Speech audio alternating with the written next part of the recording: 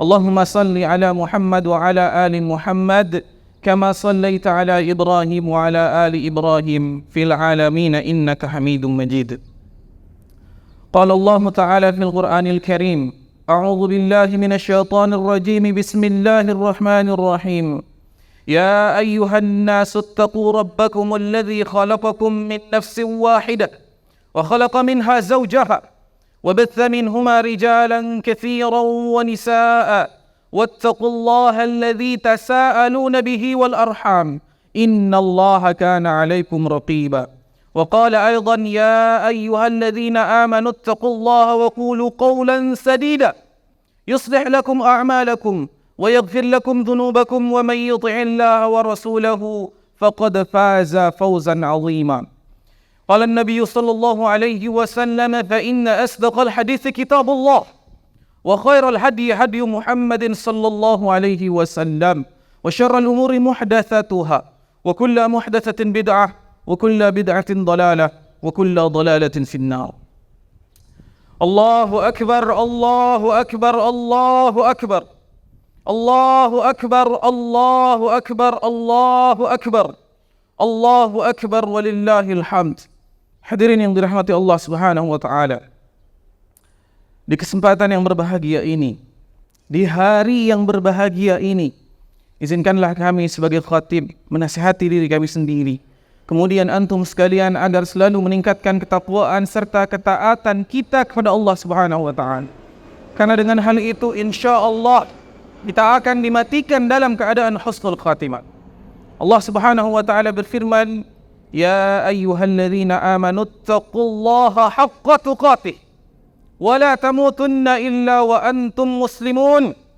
Wahai orang-orang yang beriman, hendaklah kalian bertakwa dengan sebenar-benar takwa, dan janganlah kalian sekali-kali meninggalkan dunia kecuali dalam keadaan Islam, dalam keadaan husnul khatimah. Allahu akbar, Allahu akbar, Allahu akbar, Allahu akbar walillahil hamd. Idul Adha adalah hari raya yang setahun sekali kita laksanakan, dan di setiap kali khatib naik mimbar hampir isinya semua berkaitan dengan kisah Nabi Ibrahim alaihissalam dan Nabi Ismail alaihissalam. Di ayat yang sudah berkali-kali kita dengar setiap tahun, mungkin sudah kita hafal, sudah kita fahami maknanya, bahkan sudah kita ajarkan dan kita baca tafsirnya. Allah Subhanahu wa taala berfirman: "Falamma balagha ma'ahu as-sa'ya, qala ya bunayya inni ara fil manami anni adhbahuka fanzur madza tara." Qala ya abati if'al ma tu'mar satajiduni insyaallahu minas sabirin. Berkali-kali kita dengar ayat ini. Allah Subhanahu wa taala berkisah dengan kisah Nabi Ibrahim dalam ayat ini. Di setiap hari raya Idul Qurban kita dengarkan. Allah Subhanahu wa taala menyematkan ayat ini agar kita berpikir hari raya Idul Qurban bukan hanya hari raya bahagia saja, bukan hanya hari raya makan dan minum saja, akan tetapi ada hikmah di balik Idul Qurban, di balik ayat yang setiap tahun kita dengar. Di dalam Al-Quran Allah Subhanahu wa ta'ala mengatakan ketika Nabi Ismail sedang beranjak remaja, sedang gagah-gagahnya, sedang cerdas-cerdasnya, sedang dibanggakan oleh orang tuanya, Nabi Ibrahim mendapatkan wahyu berkata kepada beliau, "Wahai anakku, aku mendapat wahyu melihat dalam mimpiku aku menyembelihmu, apa pendapatmu?" Kemudian Nabi Ismail mengatakan, "Wahai ayahku, kerjakanlah apa yang diperintahkan kepadamu oleh Allah Subhanahu wa taala." Kemudian di akhir beliau mengatakan perkataan yang dapat menggetarkan hati, bahkan tidak jarang meneteskan air mata. "Satajiduni insyaallahu minas sabir." Niscaya insyaallah engkau akan menemukanku di antara orang-orang yang sabar. Jadi hari raya Idul Qurban, kita berkurban sebenarnya merenungi hikmah dari ayat tersebut. Bagaimana Nabi Ibrahim mengorbankan hal yang paling ia cintai di dunia untuk Allah Subhanahu wa taala. Anak yang selama hidupnya dinanti-nanti, Setiap hari berdoa kepada Allah Subhanahu wa taala, Rabbi habli minas shalihin. Ya Allah, anugerahkan kami anak yang soleh. Setelah diberikan, saat disayang-sayang, saat menjadi hal yang paling berharga dalam hidupnya, itu diperintahkan untuk dikorbankan. Mereka berdua, Nabi Ibrahim dan Nabi Ismail sabar dalam ketaatan, sabar dalam keikhlasan, sabar dalam tidak membangkang dan bermaksiat kepada Allah Subhanahu wa taala. Jadi sebenarnya maksud kami di sini, pernahkah kita sejenak berpikir, bertadabbur tentang ayat ini? Apakah kita setelah mengetahui maknanya, setelah mengetahui hikmahnya, kita praktekkan dalam kehidupan kita sehari-hari? Bagaimana dan Nabi Ibrahim dan Nabi Ismail mengorbankan apa yang ia cintai di dunia untuk Allah Subhanahu wa taala. Anak yang ia banggakan, ia korbankan. Kita berpikir apa yang kita korbankan dalam hidup kita, apa yang kita berikan dari rasa syukur kita atas nikmat Allah Subhanahu wa taala yang begitu besar yang Allah berikan kepada kita. Hadirin yang dirahmati Allah Subhanahu wa taala, hendaklah kita meresapi kata terakhir dari Nabi Ismail yang menggabungkan keikhlasan, ketaatan dan kesabaran di dalam hidupnya, yang menjadi contoh untuk kita agar kita lakukan. Setiap kali Idul Kurban kita dengar, harusnya kita resapi, dan apakah kita sudah lakukan dalam kehidupan kita? Satajiduni insyaallahu minas sabirin. Ya Allah, insya Allah engkau akan menemukanku dalam atau di antara orang-orang yang sabar. Hadirin yang dirahmati Allah Subhanahu wa taala. Setiap kali berbicara tentang kisah Nabi Ibrahim, walaupun berulang-ulang kita dengarkan, tapi tetap hal itu dapat menggetarkan hati kita, membuat jiwa kita bangun akan kesadaran terhadap syukur dan sabar untuk berkorban di jalan Allah Subhanahu wa taala. Berkorban dalam ketaatan, berkorban menahan hawa nafsu kita dari tidak berbuat kemaksiatan, berkorban untuk tidak mengutamakan dunia dibandingkan dengan akhirat. Sudahkah kita seperti itu dalam hidup kita? Apakah kita sudah mengutamakan akhirat dibandingkan dengan dunia? Hadirin yang dirahmati Allah Subhanahu wa taala, Allahu akbar, Allahu akbar, Allahu akbar, Allahu akbar walillahil hamd. Sekarang kita berpikir, ya, setelah kita mengetahui ayat ini, memahami maknanya, apakah di hidup kita ketika Allah Subhanahu wa taala memerintahkan kita untuk berkorban, untuk bersedekah, untuk mengeluarkan nikmatnya di jalannya, kita banyak pertimbangan? Kemudian untuk akhirat kita selalu berpikir. Jadi di dunia apabila kita mengeluarkan harta di jalan Allah Subhanahu wa taala, ya, kita bertanya, apakah sudah terpenuhi kehidupan dunia kita? Apakah yang ini sudah terpenuhi sehingga kita keluarkan untuk bersedekah, untuk berkurban di jalan Allah Subhanahu wa taala? Maksud kami, apabila kita mengeluarkan untuk akhirat, kita bertanya-tanya. Namun apabila kita mengeluarkan untuk dunia, kita langsung keluarkan. Apabila hal itu masih terjadi di diri kita, setiap tahun kita melewati Idul Kurban, masih tidak ada gunanya. Handphone baru beli tanpa berpikir, mobil baru beli, motor baru beli, rumah renovasi, beli tanah beli.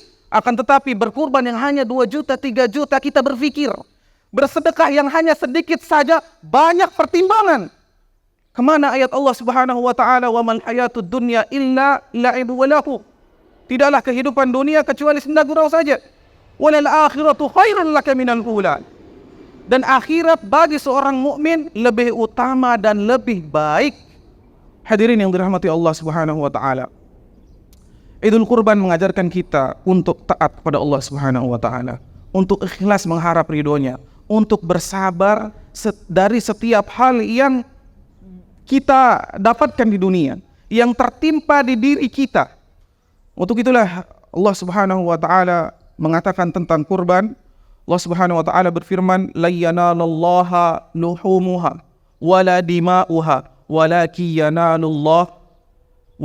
yanaluhumut taqwa minkum." Akan tetapi tidaklah sampai daging-daging kurban yang kita kurbankan, tidaklah sampai darah-darah kurban yang kita kurbankan. Akan tetapi yang sampai kepada Allah Subhanahu wa taala adalah takwa dari kalian. Takwa dari kita semua. Apakah kita melaksanakan perintah Allah Subhanahu wa taala ikhlas mengharap ridhonya? Itu yang sampai kepada Allah Subhanahu wa taala. Apakah kita berkurban hewan untuk Allah Subhanahu wa taala ikhlas mengharap ridhonya akan takwa? Itu yang sampai kepada Allah Subhanahu wa taala, dan niat menjadi patokan utama. Hadirin yang dirahmati Allah Subhanahu wa taala. Dari sini kita dapat mengambil kesimpulan bahwasanya Nabi Ibrahim alaihi salam dan Nabi Ismail alaihi salam benar-benar berkorban untuk Allah Subhanahu wa taala. Nabi Ibrahim sebagai laki-laki, ia berkorban atas anak yang selama ini ia tunggu-tunggu, ia korbankan. Sebagai seorang ayah yang sudah memiliki anak yang sangat ia sayangi, yang sangat ia banggakan, kemudian ia korbankan. Sebagai seorang suami, ia mengajarkan keluarganya agar taat kepada Allah Subhanahu wa taala, agar melaksanakan perintahnya tanpa bertanya, agar menjauhi larangannya, agar tidak membangkang dan bermaksiat kepada Allah Subhanahu wa taala. Ia mengedukasi keluarganya hal tersebut, sehingga Nabi Ibrahim memiliki keluarga yang taat kepada Allah Subhanahu wa taala. Di sisi lain, ya, hadirin yang dirahmati Allah Subhanahu wa taala, bukan hanya Nabi Ibrahim yang berkorban di sini. Bukan hanya Nabi Ibrahim yang sangat berkorban atas perintah Allah Subhanahu wa taala karena anaknya ia coba untuk korbankan. Akan tetapi di samping itu Siti Hajar, ibunya juga berkorban dengan pengorbanan yang sangat dahsyat. Bagaimana perasaan seorang ibu ketika mendengar anaknya akan dikorbankan? Tentu saja hatinya cemas, namun ia berkorban dan taat kepada Allah Subhanahu wa taala. Ini adalah tanda bahwasanya Allah tidak hanya mengatakan firman ini, tidak hanya menunjukkan firman ini hanya kepada laki-laki dan umum saja, akan tetapi terkhusus bagi para wanita. Wahai para wanita, anti sekalian juga tertuju bahwasanya ayat ini untuk anti. Anti berkorban sebagai seorang wanita, menjaga kehormatan anti sebaik-baiknya, menjaga dari yang bukan mahram, menjaga dari pandangan laki-laki, menutup aurat dan yang lainnya, itu adalah berkorban. Berkorban sebagai seorang ibu, mendidik anak, mendidik suami, sehingga menjadi keluarga yang taat pada Allah Subhanahu wa taala, menjadi seorang istri yang patuh terhadap suaminya. Ingatlah, para ibu-ibu atau para akhwat sekalian, anti memiliki peran yang sangat luar biasa dalam Islam. Sebagai seorang wanita, sebagai seorang ibu, sebagai seorang istri, berbakti kepada suami adalah hal yang paling tinggi setelah Allah dan Rasulnya. Apabila memiliki kesalahan, raih tangan suami, cium tangannya, meminta maaflah kepada suami. Apabila sedang bertengkar, jangan ikut membantah, karena setelah Allah dan Rasulnya adalah suami. Suami memiliki derajat yang tinggi, ya. Allahu Akbar, Allahu Akbar, Allahu Akbar, Allahu Akbar walillahil hamd. Hadirin yang dirahmati Allah Subhanahu wa taala, pelajaran atau hikmah dari ayat Allah Subhanahu wa taala yang kami sampaikan dari kisah Nabi Ibrahim dan Nabi Ismail, intinya adalah kita sabar dalam ketaatan. Sabar dalam apabila kita tertimpa ujian. Sabar untuk tidak membangkang dan tidak bermaksiat kepada Allah Subhanahu wa taala. Karena dengan hal itu insya Allah kita akan menjadi pribadi yang takwa.